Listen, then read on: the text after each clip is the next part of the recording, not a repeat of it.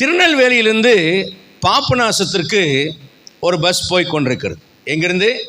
திருநெல்வேலியிலேருந்து பாபநாசத்துக்கு.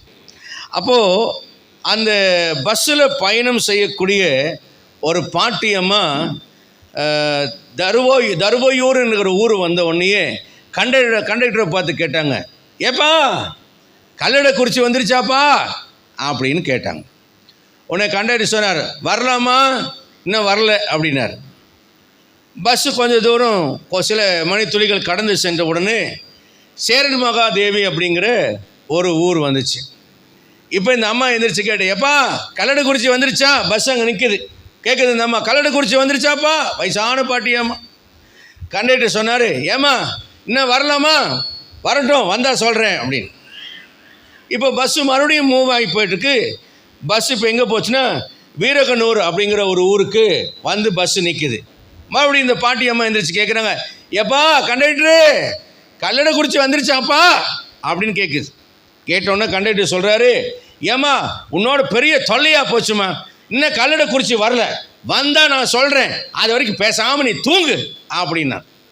உடனே கண்டக்டர் மேலே நம்பிக்கை வச்சுட்டு இந்த பாட்டி அம்மா என்ன பண்ணிச்சு, அப்படியே கண்ணை மூடி அப்படியே பஸ்ஸு போகிற வேகத்துக்கு தாளாட்டி இந்த அம்மா தூங்கிருச்சு.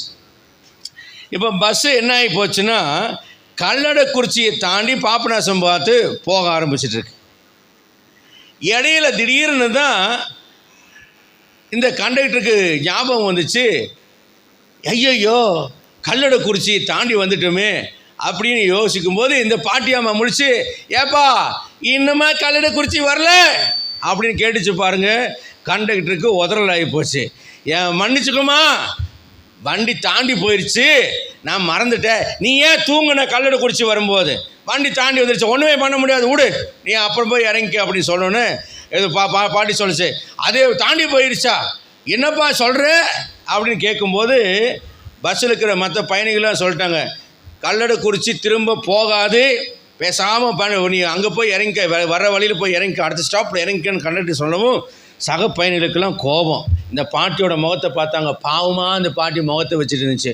ஏப்பா சொல்லக்கூடாதாப்பா, தாண்டி போயிடுச்சேப்பா அப்படிங்கும்போது மற்ற பயணிகள்லாம் இப்போ கண்டக்டரை பார்த்து சொல்கிறாங்க, ஏப்பா டிரைவர் வண்டியை திருப்பு, இந்த பாட்டி எவ்வளோ வயசானவங்க, உங்கள்கிட்ட ஆரம்பத்துலேருந்து கேட்டு வர சொன்னாங்க, நீ தான் என்ன பண்ணிட்ட, பேசாமல் தூங்க சொல்கிறேன்னு, தப்பு யாருடையது? கண்டக்டருடையது. அதனால் பஸ்ஸை திருப்பி கல்லடைக்குறிச்சிக்கே வண்டியை விடு அப்படின்னு சொல்லி எல்லா பயணிகளும் ஒன்று சேர பிரச்சனை பண்ணவும் என்ன பண்ணினார் இந்த கண்டக்டரும் டிரைவரும் வேறு வழி இல்லாமல் பஸ்ஸை யூ டர்ன் போட்டு